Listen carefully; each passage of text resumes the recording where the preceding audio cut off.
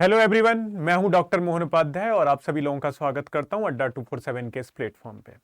जैसे कि सर अब हम लोग को रोज देख रहे हैं, समझ में आ रहा है कि जीआईसी की वैकेंसी आ गई है और जीआईसी की वैकेंसी के साथ साथ यूपी टीजीटी पीजीटी के एग्जाम भी आगे हम लोग के पेंडिंग में है। पीजीटी का एग्जाम आप लोगों का अक्टूबर में पेंडिंग है, बाकी टीजीटी का एग्जाम आपका दिसंबर में होना ही है। एलटी ग्रेड की वैकेंसी भी आपके साथ पैरेलल चली रही है, ठीक है। तो ये यूपी जीआईसी वैकेंसी का जो तोहफा ज्योग्राफी के स्टूडेंट्स को दिया है गवर्नमेंट ने, इसको आप ग्रैब करिए, इसको अपने हाथ से जाने मत दीजिए बिल्कुल। तो आज के सेशन में मैं आपसे बात करने वाला हूं यूपी जीआईसी वैकेंसी ज्योग्राफी की सिलेबस के बारे में, कि हमें किस तरीके से पढ़ना है, क्या पेपर पैटर्न रहेगा, क्या एलिजिबिलिटी है। एलिजिबिलिटी तो आप सब लोगों को पता ही होगा, आप अपने सब्जेक्ट में पोस्ट ग्रेजुएशन होने चाहिए और आपके पास बीएड होनी चाहिए। आज के सेशन में हम लोग बेसिकली डिस्कस करेंगे कि पेपर पैटर्न क्या होने वाला है, प्रीलिम्स और मेंस का क्या सिलेबस है। प्रीलिम्स में हमारा सब्जेक्ट के अलावा जो 40 क्वेश्चन आने हैं, ठीक है, वो कहां से आने वो भी डिस्कस किया जाएगा। जो जनरल साइंस का पार्ट है, आपका जनरल अवेयरनेस वाला जो पार्ट है, उसका भी सिलेबस मैं आपके साथ डिस्कस करूंगा, जीएस का। क्योंकि जैसा आपको पता है कि जब प्रीलिम्स का पेपर होगा बच्चे आपके, जब प्रीलिम्स का पेपर होगा तो प्रीलिम्स के पेपर में आप मानिए क्या आएगा। प्रीलिम्स के पेपर में, जो प्रीलिम्स का पेपर है, प्रीलिम्स के पेपर में मुझे जो रेशियो मिलना है वो 40 प्लस 80 का मिलना है, 40 प्लस 80 का मिलना है। ये जो 40 क्वेश्चन आएंगे ये आपके जीएस के आएंगे। किसके आएंगे? जीएस के आएंगे। और ये जो 80 क्वेश्चन है ये आपके सब्जेक्ट के आएंगे। तो आप ये मानिए कि यहां पे ये वाला जो पार्ट है फिर काफी आपका बहुत ज्यादा इंपॉर्टेंट हो जाता है, क्योंकि इसमें भी आपकी महारत हासिल होना बहुत जरूरी है। क्योंकि अगर आपने यहां पे नंबर गंवाए तो फिर सर दिक्कत हो जाएगी, किसी दूसरे बच्चे के पास एडवांटेज हो जाएगा यहां पे नंबर गेन करने का। तो किसी भी चीज को सर आपको बिल्कुल हल्के में नहीं लेना। यहां पे भी आपको स्कोर करना है और यहां पे भी आपको स्कोर करना है। किसी भी चीज को आप हल्के में लेके ना चलें। बाकी जो मेंस का पेपर पैटर्न है, मेंस का पेपर पैटर्न तो आपको पता ही है कि आपके सब्जेक्ट का मेंस का जो रहेगा, ठीक है, मेंस में रहेगा 100 नंबर का हिंदी का पेपर रहेगा, 100 मार्क्स का हिंदी का पेपर रहेगा और आपका 300 मार्क्स का आपका सब्जेक्ट का पेपर रहेगा। तो उसका सिलेबस भी हम लोग डिस्कस करेंगे। 300 मार्क्स का आपका सब्जेक्ट का पेपर रहेगा, मेंस की बात कर रहा हूं सर मैं। और हिंदी का पेपर जो रहेगा आपका 100 मार्क्स का रहेगा, जिसमें जनरल हिंदी आएगी और एक आपको निबंध लिखना होगा, ठीक है सर। तो इसी के साथ मैं आपको जीएस का सिलेबस दिखाता हूं कि जीएस के सिलेबस में आपको क्या क्या मिलने वाला है वहां पे। तो जीएस के सिलेबस में देखिए सर आपको क्या मिलने वाला है। जीएस के सिलेबस में आपको मिलने वाला है भाई,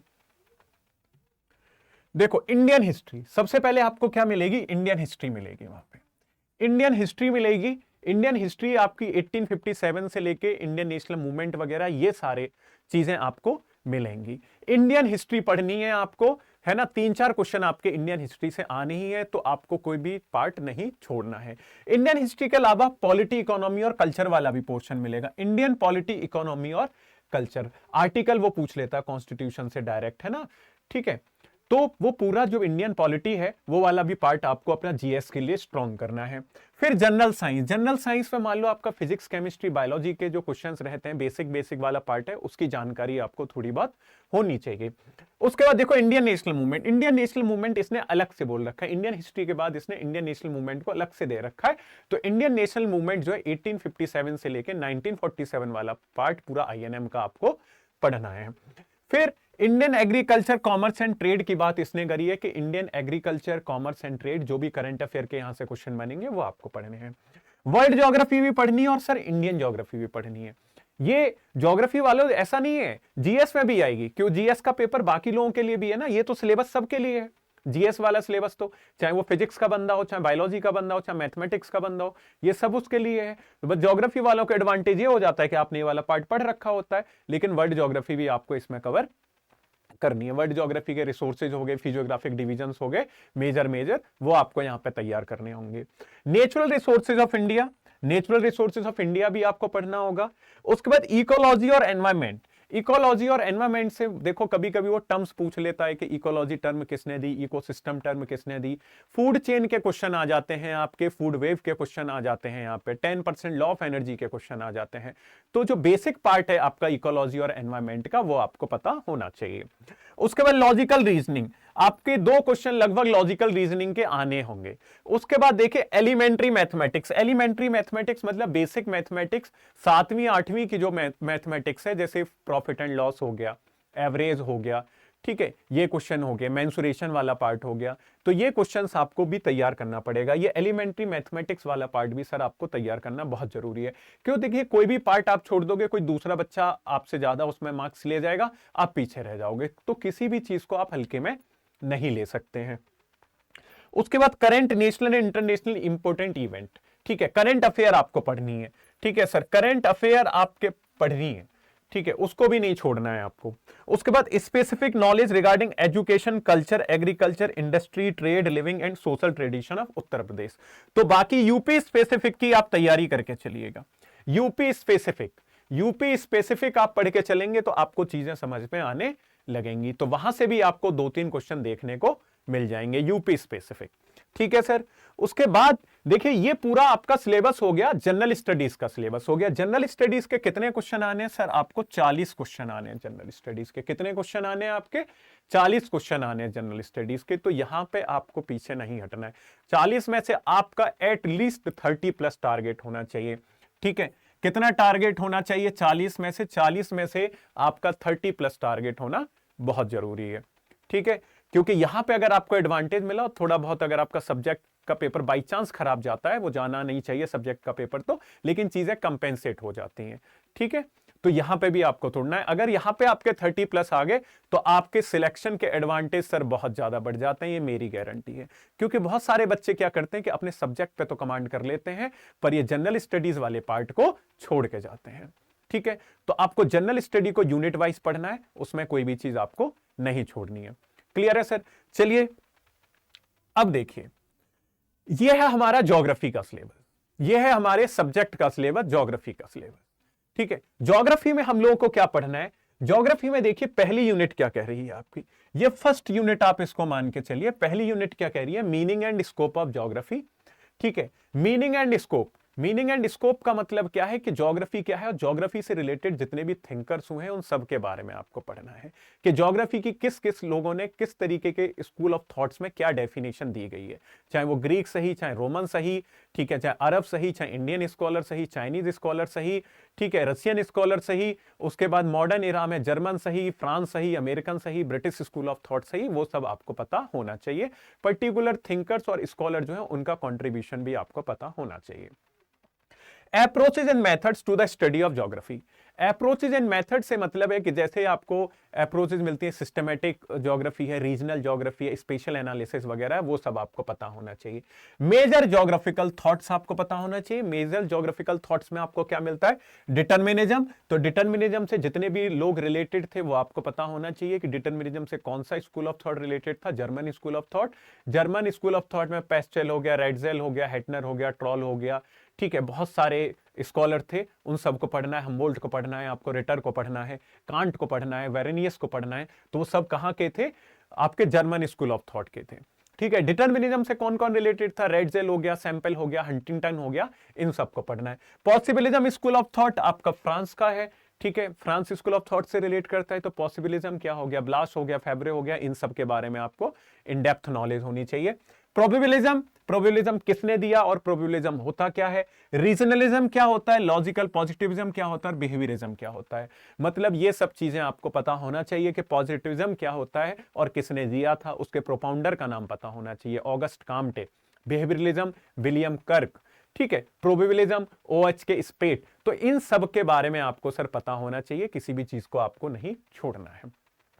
उसके बाद जब मैं सेकंड यूनिट की बात करूंगा, तो सेकंड यूनिट की सर जब मैं बात करूंगा तो इसमें आपको मिल जाएगा क्लाइमेटोलॉजी का छोटा सा पार्ट, जिसमें आप पढ़ोगे स्ट्रक्चर ऑफ एटमॉस्फेयर पढ़ रहे होगे, जिसमें आप स्ट्रक्चर ऑफ एटमॉस्फेयर पढ़ रहे होगे, एटमॉस्फेयर के बारे में, ठीक है। मतलब जितनी भी लेयर ऑफ एटमॉस्फेयर है उसमें क्या हो रहा है, कैसे चीजें हो रही हैं, ठीक है, किस तरीके से घटनाक्रम बदल रहा है, तो वो सब आप किसमें पढ़ोगे? स्ट्रक्चर ऑफ एटमॉस्फेयर में। इंसोलेशन एंड हीट बजट आपका पढ़ा जाएगा इसमें। हॉरिजेंटल एंड वर्टिकल, देखिए डिस्ट्रीब्यूशन ऑफ टेम्परेचर आपको पढ़ना पड़ेगा। इन्वर्जन ऑफ टेम्परेचर, ठीक है, inversion of temperature, adiabatic lapse rate, normal lapse rate, ये सब चीजें आपको पता होने चाहिए। एयर प्रेशर बेल्ट बहुत इंपॉर्टेंट पार्ट आपका इसमें हो जाता है। उसके बाद विंड सिस्टम, ठीक है, पूरा विंड सिस्टम हम लोग को पता होना चाहिए किस तरीके से काम होता है। Movement of wind, local wind से फैक्चुअल क्वेश्चन वो सीधे पूछता है, नाम पूछता है कहां की कौन सी लोकल विंड है, चाहे वो वार्म विंड सही चाहे कोल्ड विंड सही, ठीक है, उनके नाम आपसे सीधे पूछे जा सकते हैं। ह्यूमिडिटी एंड प्रेसिपिटेशन, ये भी यहां से भी इंपॉर्टेंट पार्ट है। रेनफॉल टाइप, रेनफॉल के टाइप चाहे आपके कन्वेक्शनल रेनफॉल हो गया, चाहे ओरोग्राफिक रेनफॉल हो गया, चाहे साइक्लोनिक रेनफॉल हो गया, फ्रंटल रेनफॉल हो गया, ठीक है, उससे कोई मतलब नहीं है, ये सारी चीजें आपसे वहां पे पूछी जाएंगी, मतलब आपका तैयार होना चाहिए। उसके बाद साइक्लोन एंड एंटी साइक्लोन वाला पार्ट, ये आपका तैयार होना चाहिए। साइक्लोन ट्रॉपिकल साइक्लोन है तो उसको अलग अलग रीजन्स में किस नाम से पुकारा जाता है, किस नाम से जाना जाता है, वो आपको पता होना चाहिए। Classification of climates by Koppen and Thornthwaite, classification climate का आपको क्लियर होना चाहिए, लेकिन किस किस का है, कोपेन का और थॉर्नवेट का क्लासिफिकेशन आपको पता होना चाहिए। Major climatic regions of the world, major climatic regions आपको पता होने चाहिए, ठीक है, कहां पे दुनिया में किस तरीके की क्लाइमेट मिल रही है। फिर उसके बाद अगर हम आगे बढ़ते हैं सर, तो आगे जब हम बढ़ते हैं तो हमें मिलती है अपनी थर्ड यूनिट। ये देखो मैंने डिवीजन कर रखा है आपका सिलेबस का, ठीक है, इस तरीके से हम लोगों को पढ़ना है। तो अब आगे पढ़ना है हमें जियोमॉर्फोलॉजी का टाइप। ये किस में रिलेटेड हो जाएगा सर, ये हो जाएगा आपका जियोमॉर्फोलॉजी का पार्ट हो जाएगा, जियोमॉर्फोलॉजी का पार्ट। इसमें जियोमॉर्फोलॉजी में इंटरनल स्ट्रक्चर, ये इंटरनेशनल हो गया, ये क्या हो जाएगा, internal structure of earth rock types, ठीक है, रॉक के टाइप हम लोगों को पता होना चाहिए, तीनों रॉक के टाइप हमें पढ़ने हैं, ठीक है सर। उसके बाद प्लेट टेक्टोनिक थ्योरी वगैरह के बारे में पढ़ना है, प्लेट टेक्टोनिक थ्योरी हो गई आपकी, वॉल्केनोज एंड अर्थक्वेक्स हो गए आपके, फोल्ड्स हो गए, फॉल्ट्स हो गए, और रिजल्टेंट टोपोग्राफी होगी, फोल्ड और फोल्ड से बनने वाली कौन सी टोपोग्राफी है वो आपको पढ़नी है। WM Davis concept of the cycle of erosion पढ़ना है, वर्क ऑफ रिवर पढ़ना है, underground water, sea and glacier के लैंडफॉर्म आपको पढ़ने हैं। लैंडफॉर्म किस किस के पढ़ने हैं, रिवर का पढ़ना है, अंडरग्राउंड वाटर का पढ़ना है, सी का पढ़ना है, और आपको ग्लेशियर के लैंडफॉर्म डिपोजिशनल और इरोजनल दोनों पता होने चाहिए, डिपोजिशनल और इरोजनल दोनों आपको पता होने चाहिए। फिर फोर्थ यूनिट क्या कह रही है, फोर्थ यूनिट क्या कह रही है सर आपकी, ये ओशियनोग्राफी से रिलेटेड है। ओशियनोग्राफी में क्या मिलेगा आपको, ओशियन डिपॉजिट्स, ठीक है, temperature and salinity of oceanic water, ठीक है सर। तो temperature and salinity of oceanic water, ये सबसे छोटी यूनिट मिलेगी आपको। ओशियन करंट आपको पता होनी चाहिए तीनों ओशियन की, ठीक है, वार्म करंट भी पता होना, वार्म करंट भी पता होनी चाहिए, और कोल्ड करंट भी पता होनी चाहिए। टाइड्स एंड वेव से भी क्वेश्चन बनेगा आपका, कोरल आइलैंड से क्वेश्चन बनेगा, कोरल रीफ की कैरेक्टरिस्टिक से भी बनेगा, कोरल के रिगार्डिंग जितनी थ्योरी है वो भी आपको पता होनी चाहिए। Origin, distribution and environmental importance, ठीक है, ये भी आपको पता होना चाहिए। तो ये आपकी 4 यूनिट हो गई। 4 यूनिट के बाद देखो 5वीं यूनिट हम लोग किसको बोल रहे हैं, 5वीं यूनिट हम लोग बात कर रहे हैं सर आपकी, ठीक है, इकोसिस्टम, एनवायरमेंट से रिलेटेड जो पार्ट रहेगा उसको हम लोग क्या बोलेंगे, आपका 5वीं यूनिट दे रहे हैं। इसमें कौन कौन सा टॉपिक पढ़ना है आपको, इकोसिस्टम पढ़ना है, टेरेस्ट्रियल इकोसिस्टम पढ़ना है, डिफॉरेस्टेशन वगैरह, ठीक है, ये सब पढ़ना है, ये तो आपका इजिली कवर हो जाएगा। अगर इसमें आप देखेंगे 6th यूनिट में, इसमें मैन एनवायरमेंट रिलेशनशिप पढ़ेंगे, ठीक है, मैन एनवायरमेंट रिलेशनशिप में हम लोग क्या करेंगे, impact of technology, man environment inter relationship of, ठीक है, impact of technology, agriculture, industrial and information revolution. Basically आप बात मान के इसमें चलिए, कुछ करंट से भी इसमें क्वेश्चन आपका ऐड हो सकता है। डेमोग्राफिक ट्रांजिशन आपसे पूछा जा सकता है, demographic transition of urban settlements, rural and urban settlement, ये क्वेश्चन आपका बन सकता है। अब और इंपॉर्टेंट यूनिट आपकी कौन सी बन जाती है, 7th unit, concept and classification of resources. Resources बहुत इंपॉर्टेंट है, बहुत इस पे आप मान लीजिए बहुत जोर दे रहा है, इंफेसाइज कर रहा है जीआईसी का सिलेबस रिसोर्सेज के ऊपर, ठीक है। अब इसमें क्या करना है आपको सर, देखिए concept and classification of resources, resources कहां मिलते हैं, सब जगह मिलने वाला रिसोर्सेज क्या होता है, ये सब क्वेश्चन जो यूबिक्यूटस रिसोर्सेज वगैरह वाले होते हैं वो बन सकते हैं, ठीक है। Resource principle of resources, conservation of water, soil, mineral and energy uses, problems and their conservation, geographical conditions, world distribution, production, ठीक है। फिर मेजर क्रॉप्स, मेजर क्रॉप्स के बारे में पढ़ना है, मेजर क्रॉप्स कौन सी है, rice, wheat, cotton, sugar cane, tea, coffee and rubber, ठीक है, इनका प्रोडक्शन पढ़ना है, कहां पे हो रही है, कितना हो रहा है, दुनिया में सबसे नंबर 1 पे कौन है, नंबर 2 पे कौन है, नंबर 3 पे कौन है, ये सब चीजें हम लोगों को पता होनी चाहिए। फिर major agriculture regions of the world, major agriculture region पता होने चाहिए, चाहे वो चाइना के सही, चाहे यूएसए के सही, चाहे इंडिया के सही, ठीक है, चाहे जापान के सही। Major industrial region of world, major industrial region वाले क्वेश्चन बहुत आते हैं, ठीक है, कि आपको मैनचेस्टर ऑफ इंडिया इस तरीके से, जापान का है ना, इस तरीके के क्वेश्चन बहुत बनते हैं आपके, ठीक है। ओसाका करके मतलब बनते हैं क्वेश्चन, ठीक है, मैं वो भूल रहा हूं, क्योंकि देखो जापान का कंपैरिजन करते हैं, इंग्लैंड का हमें इंडस्ट्रियल रीजन पता होना चाहिए, मतलब यूके का पता होना चाहिए, यूएसए का पता होना चाहिए, चाइना का पता होना चाहिए, जापान का पता होना चाहिए और इंडिया का पता होना चाहिए। ये हमें मेजर इंडस्ट्रियल रीजन सर पता होने चाहिए। और what are the factors which decides the location of industries, ये भी हम लोगों को पता होना चाहिए। Major theories of industrial location, industrial location के रिगार्डिंग जितनी थ्योरी थी, वेबर वगैरह की थी, हुवर की थी, ठीक है, ऑगस्ट लॉस की थी, मैक्सिमम प्रॉफिटाइजेशन थ्योरी, उन सबको भी हमें इसमें पढ़ना होगा। इंटरनेशनल ट्रेड के बारे में पता होना चाहिए, अगर कहीं फ्री ट्रेड एग्रीमेंट किसी के अंदर में साइन हुआ है, नाफ्टा है, साफ्टा है, वो सब चीजें हम लोगों को पता होना चाहिए, ठीक है। तो ये यूनिट आपकी यहां पे हो जाती है। फिर सर यहां पे क्या है आपका, नेक्स्ट यूनिट को मैं 8th यूनिट आपकी बोलूंगा, concept and types of regions, salient feature of developed and developing countries of the world, study of some select region of the world, Anglo America, European community, China, Japan, South East Asia, इन सब countries और regions के बारे में हम लोगों को थोड़ा बहुत पता होना चाहिए, ठीक है सर। इसके साथ हम लोग आगे बढ़ते हैं, थोड़ा सा पार्ट और रह गया इस सिलेबस का, ठीक है। यहां पे क्या है, यहां पे आपका बेटा हो जाएगा ये 9th यूनिट, ये बहुत छोटा सा है, India geographic feature relief drainage system. नहीं, देखो ये वाला जो पूरा पार्ट है ना, आप इसको एक में काउंट कर सकते हो, ठीक है, समझ में आ गया।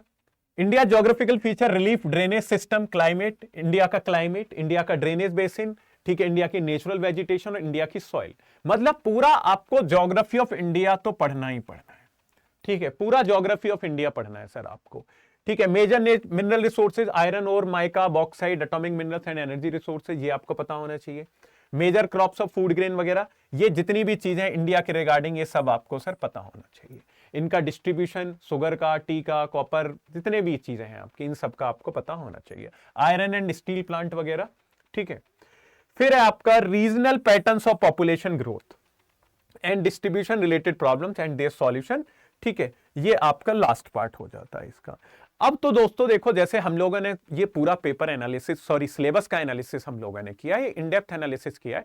अब जब भी मैं बैच स्टार्ट करूंगा, इसमें से पर्टिकुलर यूनिट उठाऊंगा, पर्टिकुलर यूनिट का पर्टिकुलर टॉपिक से, स्पेसिफिक टॉपिक से आपको पहले तो कंटेंट दूंगा, थ्योरी दूंगा, उसके बाद सर आपको उसी के रिगार्डिंग एमसीक्यू करवाऊंगा। बात समझ में आ रही है सर?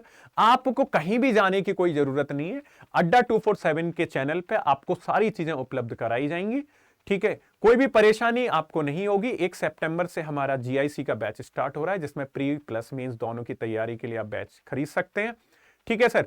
तो आज के लिए इतना ही है इस सेशन में, बाकी मिलेंगे नेक्स्ट क्लास में कुछ और अच्छे टॉपिक के साथ, ठीक है सर। कुछ नई जानकारी लेके आऊंगा मैं जीआईसी के रिगार्डिंग, ठीक है। अभी तो मैंने सिलेबस डिस्कस किया है, और देखिए मेरा मानना यह रहता है कि किसी भी अगर कंपटीशन की तैयारी कर रहे हैं आप लोग, तो उसका सिलेबस हम लोगों को रटा होना चाहिए, मतलब मुझे पता रहना चाहिए कि मेरे सिलेबस में आने वाला क्या है, मेरे कंपटीशन में आने वाला क्या है, मेरे पेपर में आने वाला क्या है। तो जब तक मुझे वो चीजें नहीं पता होंगी तो मेरे लिए एक दिक्कत पैदा होती रहेगी।